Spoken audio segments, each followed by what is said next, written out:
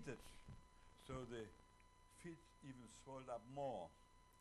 The department was overheated, and they gave me a ticket, and I arrived home in Halle. And you had then been in the camp for about 3 or 4 months? No, I was in the camp for 8 weeks. 8 weeks. 8 weeks. And you went home, and your mother and father were both there? They were both there, and right away I had to see a doctor. And luckily enough, my feet were still swollen, but they put me on a children transport to England. Do you know what had happened to your mother during the time you and your father were at the camp? Did she talk about it? No, I don't know what happened. But she was around. She cleaned up the mess. So she was allowed to stay in your home? In the home, yes. And your father was now back with her? Yeah, back with her. And he went back to his job? Well, yeah. What there was left of it, yes. And do he you left know, a small business. He had a small business with shirts. do you know how many other men or children from Halle came back? How many of the Jews were there when you returned? Well, they all, at that time, they all came back. So everyone who had been sent was allowed to leave the camp? Except, I think, 3 died. 3 grown-up died. But I don't know any more details. Now, at that point, do you know whether the adults were then making plans to try to leave Germany? Many tried, yes. Many left. But your father insisted upon staying? Except us. We tried to get to America. They tried to get to America. And they were interviewed in Berlin in the American consulate. But my father had a cataract. And at that time, he had to undergo an operation and apply again. We come under a system, a German quota system. And they didn't accept him. Because of his because eye problem? Of the eye cataract. And then he underwent an operation. And then he applied again for going to America. Then it was too late. Now, was it the Americans who said they would not take him with an eye problem, or the Germans who would not process him? The American did not accept him with an eye problem.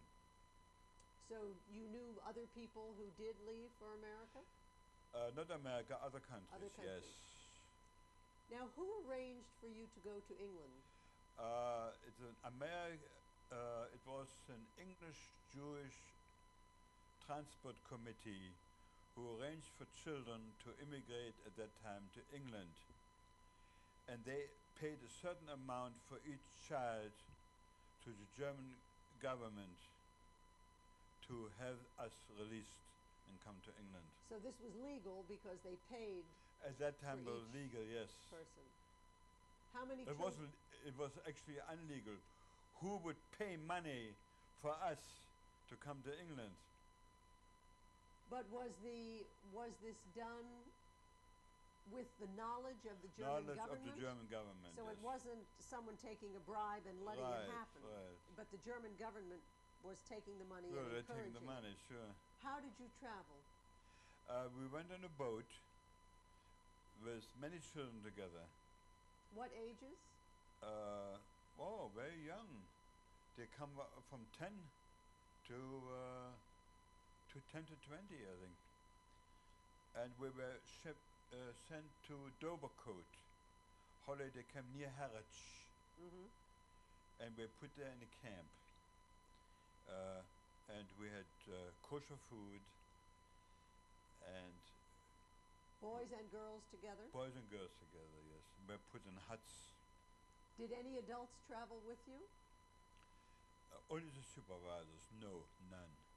Now, at that time, did you speak any English? Very little. You had studied English in school? Very little, yes. About a year, 2 years I was in school. I went to a private school in Germany too, Berlitz school. I had some refreshing courses, and I spoke a little English.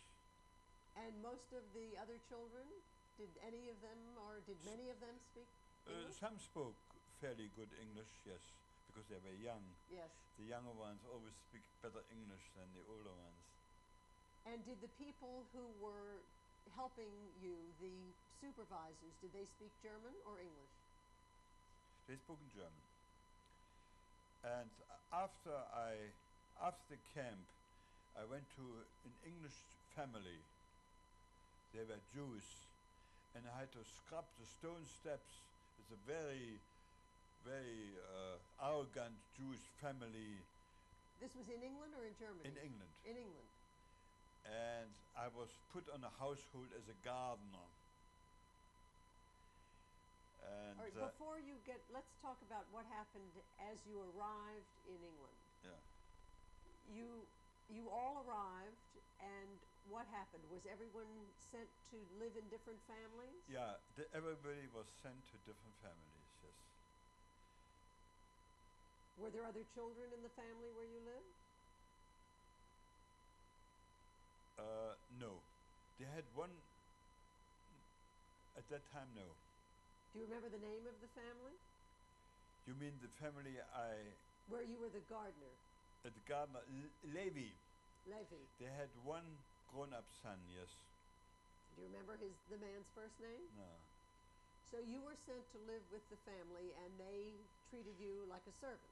Like a servant, as a gardener, so-called gardener. And I scrubbed the stone steps. They had a house where the stone steps go up. I had to scrub it every morning. And I remember I wrote that to my parents that they didn't like it. You were now 17? Did you ever see your parents again? Never. Never. Did they write to you?